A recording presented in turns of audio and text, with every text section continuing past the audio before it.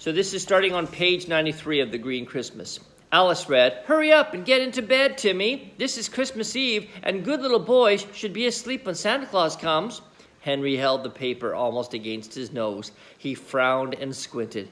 He didn't say, "Yes, Mother," he said after scowling and twisting the paper around. "Yeah, Ma." "Henry Huggins," Miss Roop interrupted. "You read what is typed on that paper." "Well, gee whiz, Miss Roop. It's so blurry I can hardly see what it says." "Bring your part to me."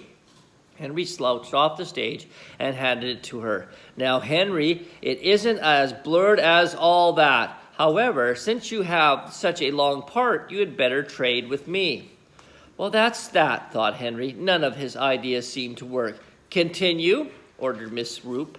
The operetta proceeded. It seemed to Henry that it took a long time to go through it.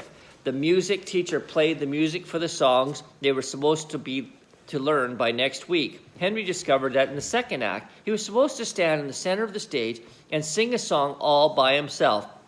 It went, "Hurry for Santa, hurry for St. Nick. He comes from the north with reindeer and sleigh, riding on clouds on high in the sky, with a pack full of toys so children can play." It was the dumbest song Henry had ever heard. Hurry for Santa. It was just plain stupid. He felt a little bit better when he learned that Robert had to sing an even dumber song called "Woof Woof, I'm a Big Brown Dog." As Christmas drew near, Henry became more and more discouraged. Everybody in Glenwood School called him Little Boy. His mother and father found out about his part in the play because Mary Jane told her mother, and she told Henry's mother. He had to learn his lines and recite them every evening while his father looked at the part and prompted him. He scarcely had time to go out to the garage to peek at the flexible flyer package. Mrs. Huggins went downtown to buy him a pair of new pajamas to wear in the first act. They were made of pink and blue and white striped flannel. Henry felt that any pajamas were bad enough, but pink and blue pajamas? He didn't even like to think about them. Henry swallowed hard every morning. He hoped his throat might be a little sore, but it never was. Finally, he gave up. There was no way out. Now, all he wanted was to get it over. One afternoon, during fifth period, Henry looked out the window and saw a few feathery snowflakes drifting down. They were so light, he wasn't sure at first. When Miss Roop wasn't looking, he leaned over closer to the window. It was snow. All right. Wasn't going to be a green Christmas after all. Now he would get to use his flexible flyer. The rest of the class soon noticed the snow too, and everyone began to whisper. Miss Roop smiled and pretended not to hear. As soon as the bell rang, the children all scrambled for their wraps and rushed out to the snow, all except those who had parts in the operetta. They took their wraps from the cloakroom and went to the auditorium. The auditorium was a busy place. In one corner of the room, mothers from the Parent-Teacher Association were altering costumes for the Polar Bear chorus. Henry remembered those white suits. He had worn one when he was been in the Easter Bunny in the spring program. Now the mothers were ripping off the long ears and fuzzy tails and were sewing on short ears and straight tails to make the suits into polar bear costumes. The stage crew was at work. Some of the 8th grade boys were turning different colored lights on and off at the back of the stage. Scooter, standing on the board laid across 2 stepladders, was painting scenery with green paint.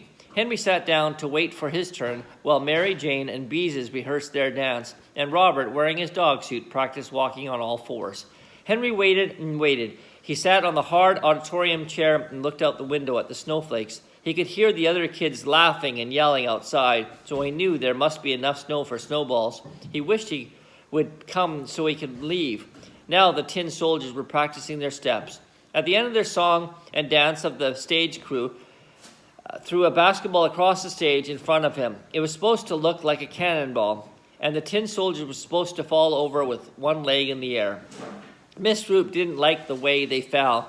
She made them do it over several times. Henry wandered up to the stage behind the tin soldiers to watch Scooter paint scenery. "What are you supposed to be painting?" he asked. "Trees," answered Scooter, "with real paint." "Where did you get it?" "A fellow in my room's father has a paint store, and he gave it to us." Just then, Henry heard a bark. It sounded like Ribsy. It was Ribsy. He bounded in through the door of the auditorium, ran up the steps to the stage, and wormed his way behind the row of tin soldiers to get to Henry. He shook himself and wagged his tail. "Well, Ribsy, old boy," said Henry, "did you get tired of waiting out in the cold?" Ribsy shook himself again. Henry patted him. "Why, Ribs, you're all wet. It must be snowing hard." "He's a dumb-looking dog," said Scooter. He's not. He's a smart dog. Aren't you, Ribsy?" "I'll bet he can't climb a stepladder like my dog can," said Scooter. "I'll bet he can," called him. "Call him and see." Scooter looked down at the dog. "Here, Ribsy," he called. "Come on, boy." Ribsy looked at him and then at Henry. "Go on," said Henry, "up the ladder." He pointed to the ladder. Ribsy put one paw on the bottom step. "Attaboy, go on." Ribsy carefully put a paw on the next step. "Good boy," said Henry, urging him on. "Come on, Ribsy," coaxed Scooter. Ribsy cautiously made his way up to the board on top of the stepladders. "Good old Ribsy," said Henry. "See, I told you he could do it." Pleased with himself, Ribsy looked down at his master, wagged his tail, and said, "Woof!" "You be quiet," ordered Henry in a loud whisper. "If Miss Roop hears you, she'll throw us out." Ribsy sat down on the board and looked around the auditorium. "Beat it," said Scooter. "Can't you see I have work to do?" "Here, Ribsy," whispered Henry. "You don't want Miss Roop to see you, do you?" "See, I told you he was a dumb dog." Scooter picked up his can of paint and stepped over Ribsy. He set the can down and went on painting treetops. "Come on, Ribsy." He's too dumb to go down the ladder." "He is not. Here, Ribsy." Ribsy stood up and sniffed at the can of paint. "Here, Ribsy, come on down," begged Henry, looking up at his dog. "Come on, you old dog. I'll catch it if Miss Roop sees you." Miss Roop clapped her hands for attention. The music ceased and the tin soldiers stopped falling down. "How did that dog get in here?" she demanded. "I don't know," answered Henry. "I guess he just walked in." "Well, take him out." Henry did not move. "Quickly, Henry. We have a lot to do this afternoon." "Gee whiz, Miss Roop. I'm trying to take him out, but he won't come down." "I'll carry him down," Miss Roop offered Scooter. "I don't think he's going to go down the ladder." Henry glared at Scooter. "No, he's too heavy to carry down a ladder. You might fall," said Miss Roop. Just then, Ribsy sat down to scratch behind his left ear. Thump, thump, thump. His hind leg bumped against the can of paint. The can tipped. Scooter yelled. Ribsy barked. "Henry, look out!" screamed Miss Roop.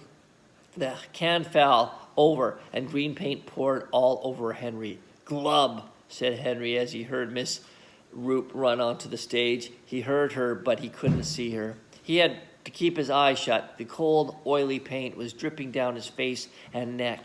He could feel it dripping off his ears. Miss Roop made a squeaking sound. Then Henry could feel her rubbing his head with something made of cloth.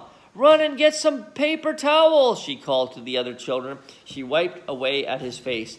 "I knew I shouldn't have let those boys use real paint. They should have used poster paint. It would have washed off. Oh dear, I'm afraid your shirt is ruined." Henry heard Ribsy barking. When he could see again, he found all the toy soldiers and polar bears and PTA mothers crowded around him. Miss Roop began to scrub his hair with paper towels. "Oh, that's all right," he said to Miss Roop. "It's an old shirt anyway." The towel she was wiping him with felt scratchy on his ears and neck. Ribsy continued to bark, to pace back and forth across the board as he looked down at his master. "Quiet, Ribsy," ordered Henry. Ribsy stopped barking and looked anxiously at the floor. Then he looked at Henry. Before Henry realized what was happening, Ribsy leaped from the board, sailed over the heads of the several tin soldiers and polar bears, and landed on all fours in the puddle of paint. He skidded and sat down. "Ribsy!" groaned Henry. Then he said to Scooter, "See, he was smart enough to get down by himself."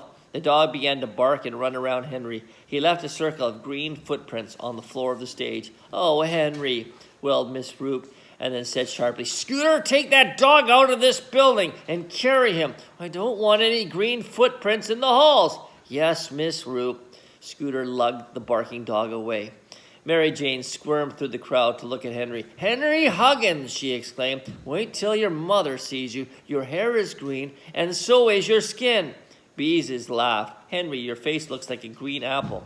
"Henry, I'm afraid this isn't going to come off for a long time," said Miss Roop. Someone handed Henry a mirror. "Golly," breathed Henry. He stared into the mirror. His hair and eyebrows were pale green. His face was all green at the forehead and streaked with green towards the chin. His ears were green all over. Jeepers, green ears! He could take his eyes off the mirror. Secretly, he thought he looked fascinating, like a leprechaun in a fairy tale. Now, maybe the kids would stop calling him little boy. That gave him an idea. Miss Roop, I can't be in the operetta when I'm green, can I? He asked hopefully. Miss Roop sighed. No, Henry, I guess you can't. She looked at him, then she smiled. I'll give your part to someone else, and you can play the part of the green elf. Now run along home. The green elf? That was a good part. The green elf turned somersaults and didn't have to say anything. Henry put on his raincoat and beanie and went into the snow. It was deep enough to scrunch under his feet. He scooped up a handful and threw it at Ribsy, who was waiting under the fir tree. The snow would be just right for coasting on the 33rd Street hill when his mother and father surprised him with a flexible flyer at Christmas. In the meantime, he would make a snowman on the front yard. Maybe he would make a whole snow family, even a snow dog. Good old Risby, I don't know how I'd ever get along without you. He took out his handkerchief and wiped the green paint from his dog's tail. Then Henry followed a set of footprints in the snow.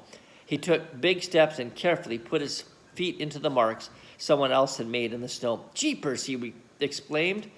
I'm going to have a green Christmas and a white Christmas at the same time. Won't Mom be surprised?